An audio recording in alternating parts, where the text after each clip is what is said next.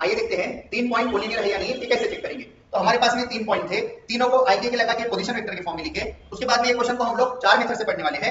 Method 1 में हम लोग वेक्टर ए बी और वेक्टर ए सी निकाले और एक वेक्टर को दूसरे का स्केलर मल्टीपल है ये लिख के बता दिए। इसका मतलब 2 वेक्टर कोलिनियर हो गए। अगर 2 वेक्टर कोलिनियर हो गए तो उनमें एक पॉइंट कॉमन है, इसका मतलब तीनों पॉइंट कोलिनियर हो गए, ऐसा उसका मतलब होता है। अगर 2 वेक्टर कोलिनियर है और उनमें एक पॉइंट कॉमन है, इसका मतलब तीनों पॉइंट कोलिनियर है, ऐसा हम लोग बोल सकते हैं। उसके बाद में जो मेथड नंबर 2 है वो आपको पता है कि i बाय i का रेशो, j बाय j का रेशो, k बाय k का रेशो अगर सेम आ गया तो वो 2 वेक्टर क्या हो जाते हैं, कोलिनियर हो जाते हैं, और यही प्रूफ करके बताए हम लोग यहाँ से। उसके बाद में हम लोग मेथड 3 में क्या करने वाले हैं, क्रॉस प्रोडक्ट का यूज करने वाले हैं। क्रॉस प्रोडक्ट मतलब डिटरमिनेंट निकालने वाले हैं और उसका आंसर अगर 0 आया तो सेम 2 वेक्टर क्या हो जाते हैं, कोलिनियर, इसका मतलब 3 पॉइंट क्या हो गए, कोलिनियर। उसके बाद में हम लोग लास्ट मेथड देखने वाले हैं जिसमें हम लोग यूज करेंगे डायरेक्शन रेशोस। तो अगर 2 लाइन के डायरेक्शन रेशियोज का रेशो अगर सेम है तो भी 2 वेक्टर क्या हो जाते हैं, कोलिनियर हो जाते हैं, इसका मतलब 3 पॉइंट कोलिनियर है, ऐसा करके हो जाता। तो